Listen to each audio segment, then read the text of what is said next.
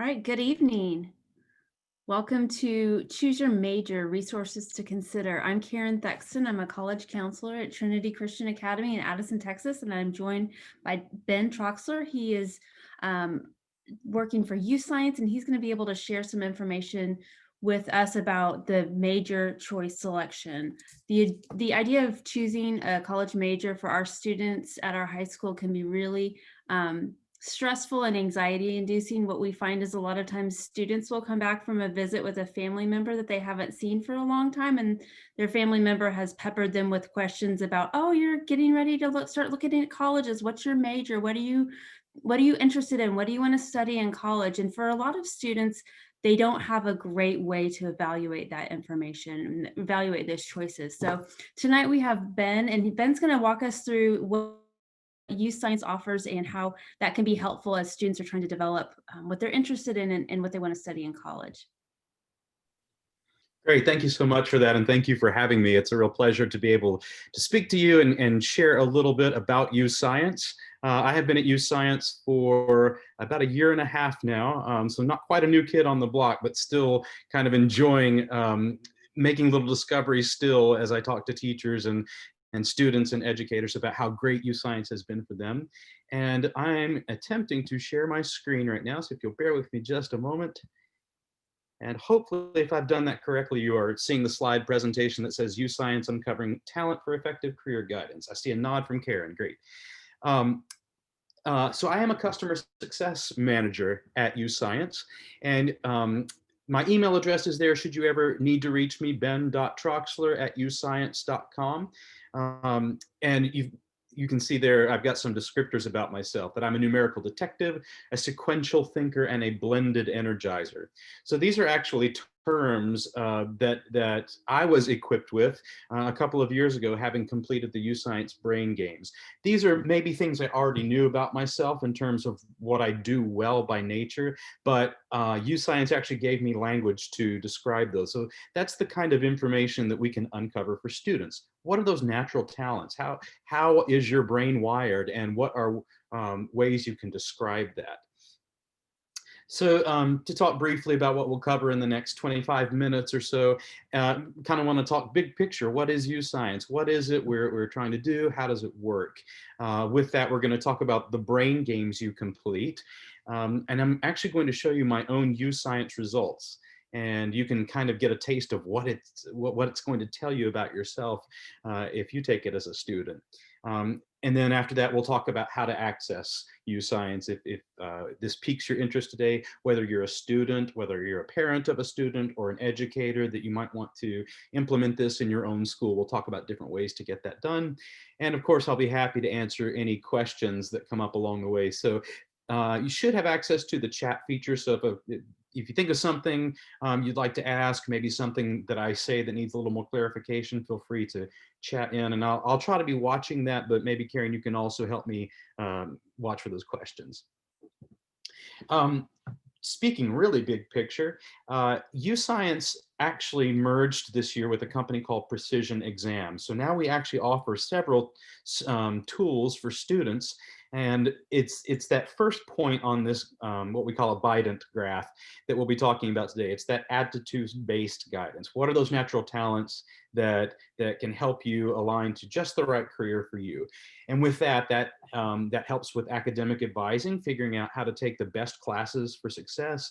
We also do offer on another platform of ours certifications. So you can actually complete exams and show the knowledge and skills you've gained along the way. So if you complete all of those steps with us, then we feel confident that you are empowered for that next step, whether you're going straight into the work world or whether you are going on to post-secondary education. We want to help make sure that you are equipped for that.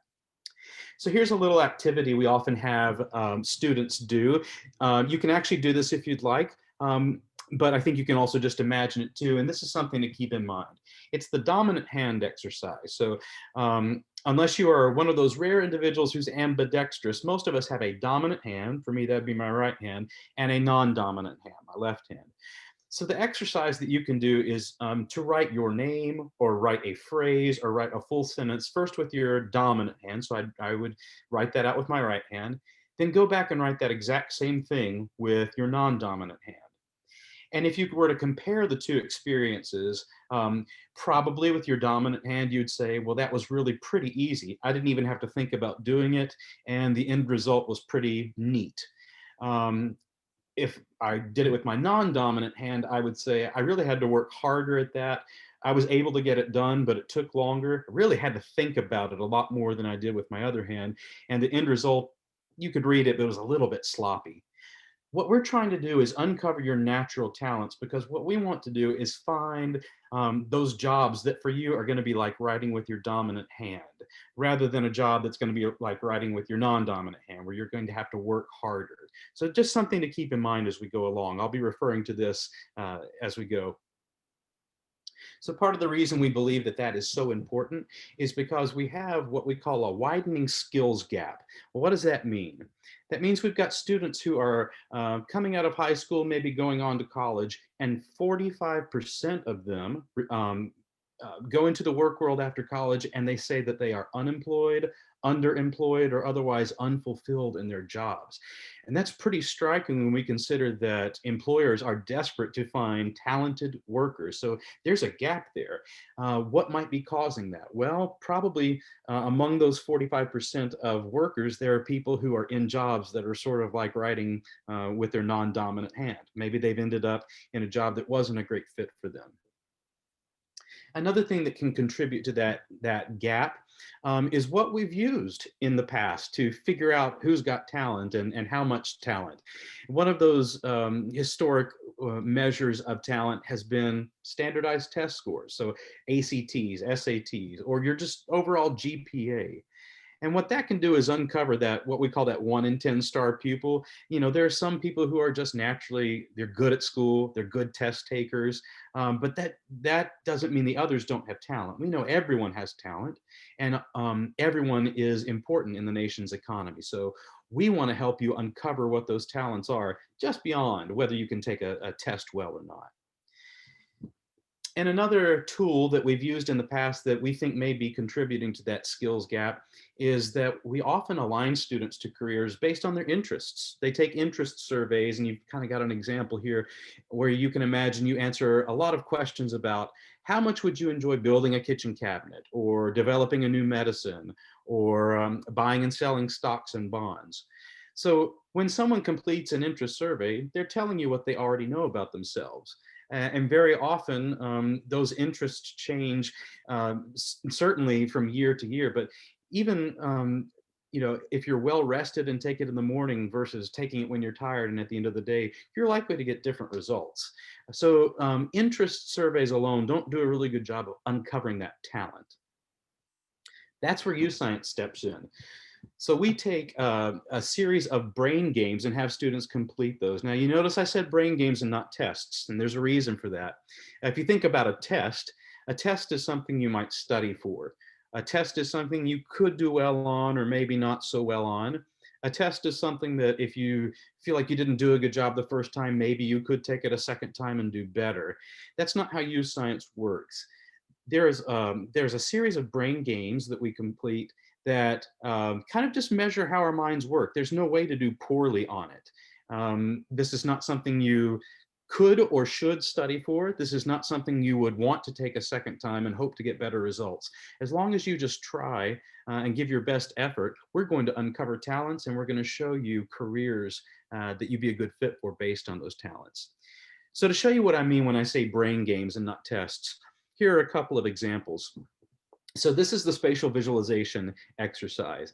And you can see at the top, we've got 4 pictures here. This is showing you a piece of paper that's folded a couple of times, and then a hole is punched into that piece of paper. And so the question here is, once we unfold that piece of paper, what's it going to look like? Where are those holes going to fall? And the answer on this one would be B. And I know when I worked through this particular exercise, I thought this was actually kind of fun.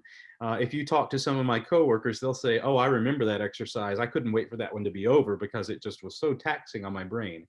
That's normal. Each of us has different ways of processing information, and that's what we're trying to uncover.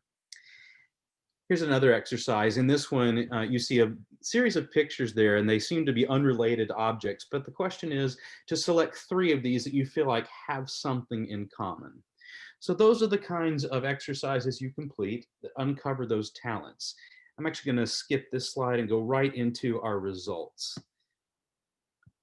All right. So hopefully, do you see a screen that says, Ben, you crushed it at the top? Okay, good. Thank you. So these are my actual U-Science results, and these are the kinds of results you as a student would see after completing those brain games. So here's a spoiler, everybody crushes it. Nobody doesn't crush U-Science. And that's the point. As I said, this is not a test that you could possibly do poorly on. This is just uncovering those talents. So let's kind of dig in and see what those talents that are uncovered are. First, I see this wheel of talents, or this circle graph.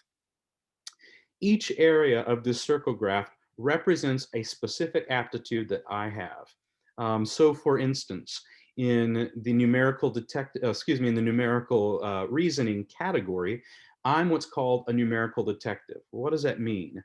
In the box to the right, I can read about it. And I'll tell you that I learned as a numerical detective, what I'm really good at is spotting trends in numbers, zeroing in on patterns. So U-Science tells me that if I'm in a number heavy job, I'm going to want to be analyzing those numbers, looking for trends. What I'm probably not going to be nearly as happy doing is just simply crunching numbers. My father is an accountant, and he actually loves to crunch numbers. He loves taking an existing formula and getting those numbers to work out. That's just what makes him tick. He's what's called a numerical predictor. So one is not better than the other. They're just different. Notice too that there's an explore button in this box to the right. So let's say I want to dig even further into this particular aptitude. If I click on that explore button, it's going to take me to a page full of information about this specific aptitude. So my results show that I'm quick to spot patterns among numbers. Give me a numerical puzzle to solve or a code to crack, and I'm in my element. For each of these statements, there's a little heart icon. So when I read those statements that I say, oh, that really describes me, I can mark that as a favorite. If I read a sentence and I think, I'm not sure that that really does describe me, I can choose not to mark it. So anything that I bookmark is going to be housed for me up in the upper left there, bookmark. So I can always go back and read those. So how does this particular aptitude impact my life? I can see in a work setting, a school setting, and even in a social setting, how this aptitude is likely to make itself known.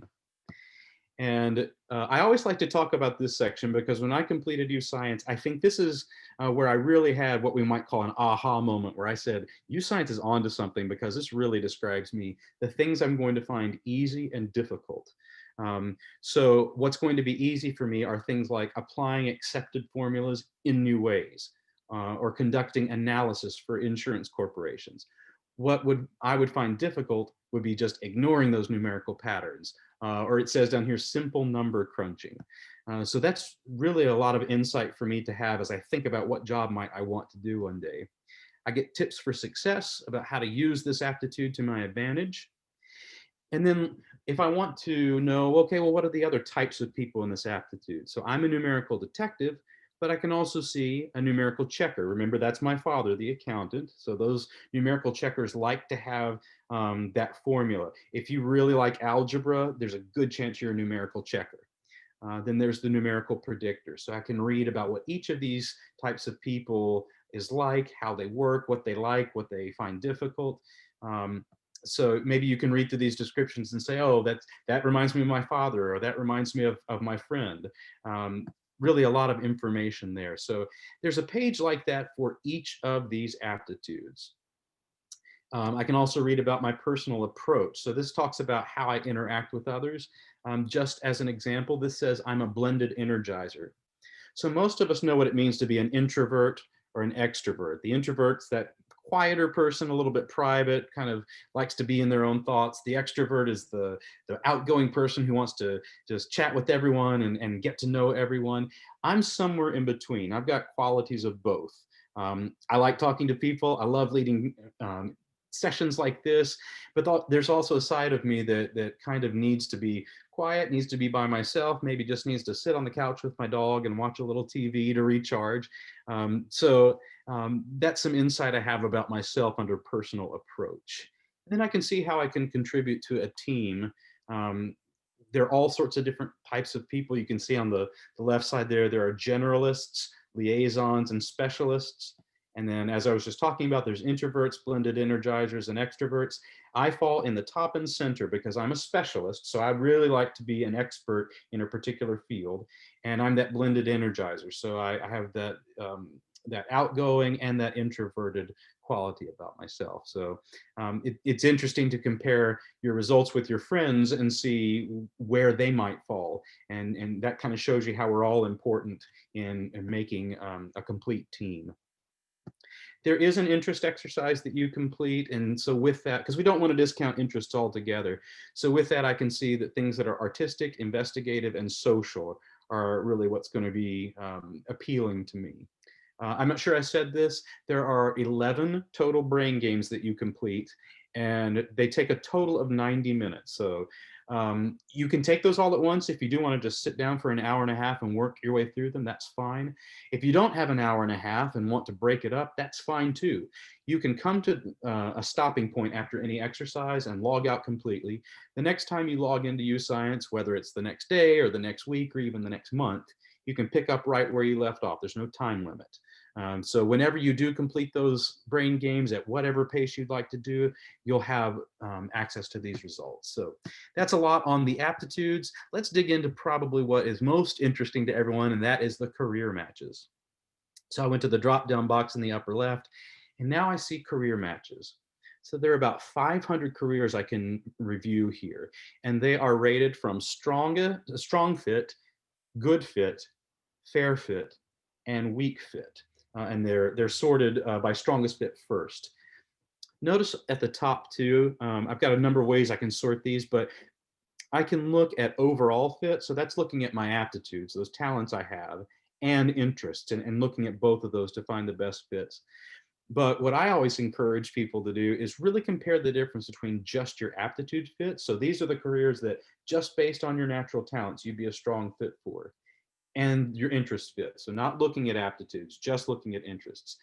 Very often, if you look at your interest fits, you're not going to find a lot of surprises there. Very often, these will include careers that maybe you've even thought of. Where you kind of have those light bulb moments is when you look at the aptitude fits and see what your talents are. Very often, this is where you're going to find careers that you hadn't even thought of, you didn't even realize you might be a fit for. As an example, if we look at my interest fits, you see that there is a lot of creativity, a lot of jobs with a creative element. So like creative writer, film editor, music director, music composer, and arranger. And I always like to highlight this because that was my degree in college. I majored in music composition. And that's because I was pursuing a career based on my interests. If I scroll down, I see more of those kinds of artistic careers, actor, for instance, multimedia artist and animator. But if I go and look at just my aptitudes, here's where I wish when I were in high school I had UScience to open my eyes to some other things that were possible. Because when I look at aptitudes, I see a lot of health and wellness careers, see a lot of careers in the sciences, and whoops, I clicked that too early. Sorry about that. I see some careers in science, a lot of careers in engineering, things that were not on my radar when I was, say, a sophomore or junior. So this is the kind of information we can uncover for you. When you click on a career, you can actually find out a lot about that career. So I can read what a day in the life is like. What are the core tasks that are going to make up my daily activities in this job? That can be really insightful to read through and say, okay, this is what a typical day would be like. Is that something I would enjoy? There's a graph here that actually shows you how your aptitudes align to this career. So if you look across for this particular career, it's showing me those white dots are what is standard for this career, what is typically needed in terms of a given aptitude. And the orange or yellow dots show me where I fall.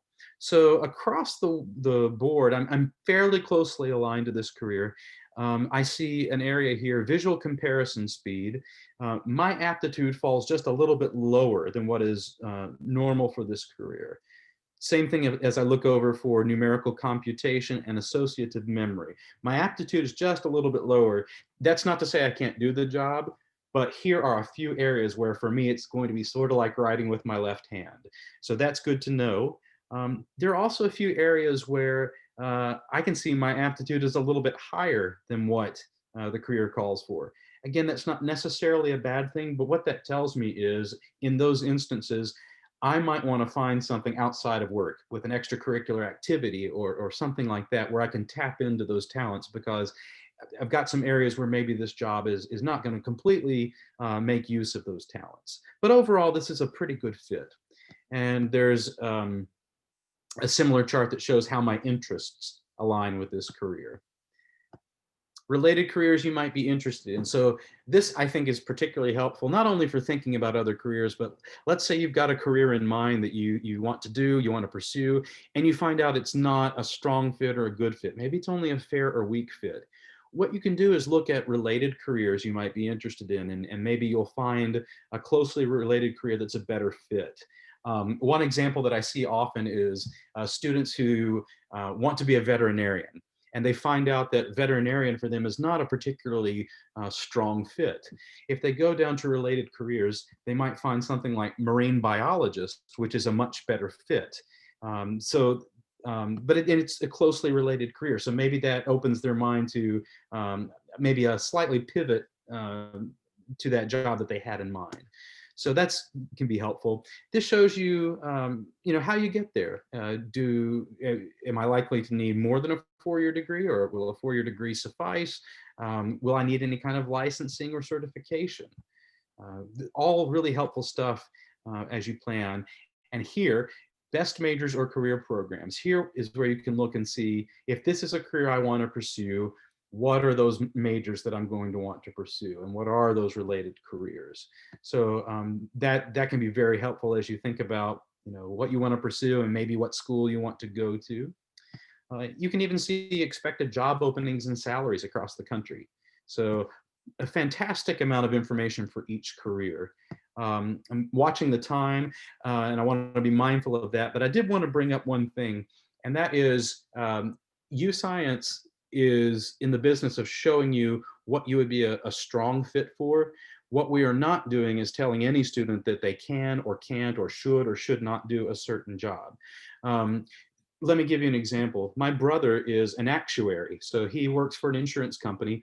And knowing me like he does, several years ago when I was thinking about what I might want to do, I was a little tired of the job I had at that time. And he said, well, Ben, why don't you consider being an actuary? You're good at math. I could show you the ropes. We could do this. So if I look up actuary, I find that it's actually a weak overall fit. So let's say that I just really, really wanted to be an actuary. I could still do it. If I'm passionate about a particular career, I can still pursue it. But it's helpful for me to be able to look and see why it is that maybe it doesn't fit with me. So I can see some misalignment here. I've got several areas here: idea generation, work approach, time frame orientation, quite a big difference on numerical computation, and associative memory. I can pursue this career. And if I really want to do something, there's nothing stopping me. But it's good for me to know ahead of time that, hey, Ben, there's several aspects of this job that are going to be like writing with your left hand. So I want to keep that in mind and think about that as I'm planning out, what career I'm going to pursue and what college maybe I want to go to. So just a word about that. So because you might have that situation where you find a career that's not the match you had hoped, but that doesn't mean you can't do it. There's a describing you page that takes your aptitudes and gives you words and phrases and sentences to describe those aptitudes. This is really great for just building self-awareness, but also as you think about certain tasks you'll need to have completed. Eventually, you're going to have to write a resume. You can pull language from this page and incorporate that to really make a strong resume, particularly if you're going for your first or second job and you don't have a list of jobs to fill out that resume. You can incorporate this language to make that a really strong resume and catch an employer's eye. You might also, as a student, need to request a letter of recommendation from someone. You can share this page with that person that will give them language to help describe you. It's legitimate language. It is honest. It's all about you. But this can be helpful to them as they're writing that letter of recommendation for you. So definitely get to be familiar with this page if you complete your UScience Brain Games. And then the last thing I want to point out is that there is a college search tool. I want to be sure to say this is not a college matching tool. So it's not looking at your aptitudes and looking at your career matches and aligning you to specific colleges. This is only a preliminary research tool. There's no connection between your results. It's just going to show you colleges based on location. So based on the zip code that you fill in on your bio page, it's going to just give you colleges around you, and you can filter by in-state or out of state. This just gives you a chance to look and see, well, what are colleges that are out there? What are the demographics like? What kind of cost can I expect at different schools? What are the degree programs? Ultimately, we would want a student to go to a counselor or certainly to their parents to have those more direct conversations about what would be the right school for you. So that is essentially what your student will get, or if you are a student, what you will get when you complete the brain games. So now the question is how to get started. If you are a student who attends a school that offers you science, check with check with a teacher or counselor to see if that's the case. But a student can take UScience for free if their school offers it. If the school does not offer it, you can still purchase it retail by going to uscience.com. And you'll notice there's a buy now option kind of here in the upper right. So uscience.com, you can go to buy now and you can buy a profile. They are $29, which really, as far as I think about it, is a really great deal. $29. For that, you get the opportunity to take the brain games and see everything I just showed you. And the student has access to that profile for 10 years. So really in those terms, $29 is a very reasonable price. So check out our website and you can purchase that individually there if that's something that the school does not offer. So I think that's essentially what I was hoping to share with you today. And what I'd like to do is, if there are any questions, I'd love to answer them. We've got about 3 or 4 minutes where we can do that.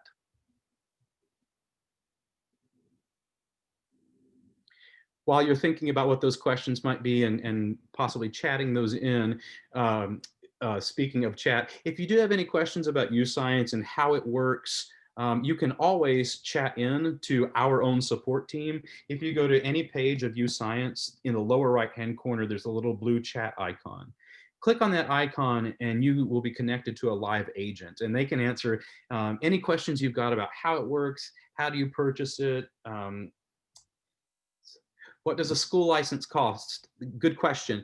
The best thing I know to do would be to connect you to your regional director. And the reason I say that is because there are a lot of factors that go into that.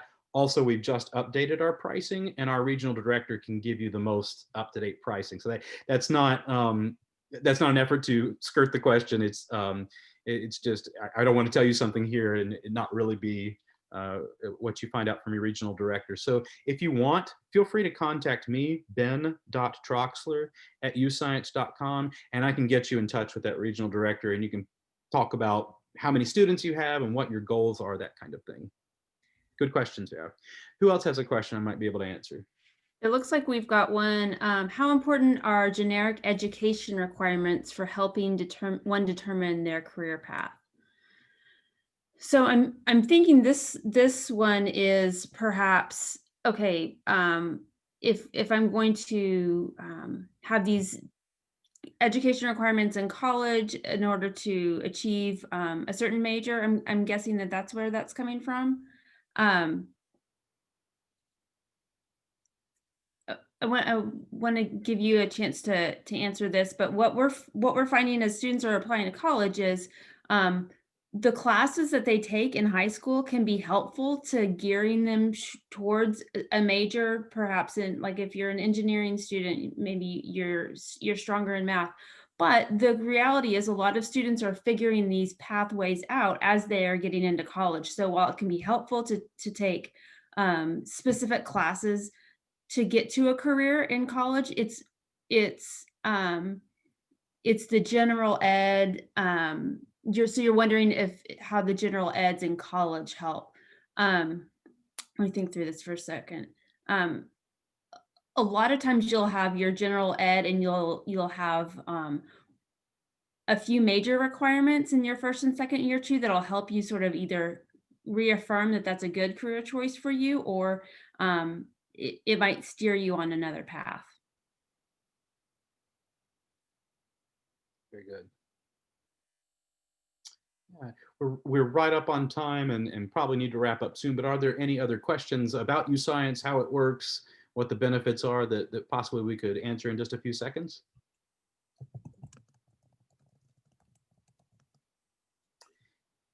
If not, then just want to thank you all for your time and thank you for learning a little bit more um, about science and what it can do. If you do have any further questions or want to get started with the program and have questions about how to do that, please reach out to us. We're happy to help you.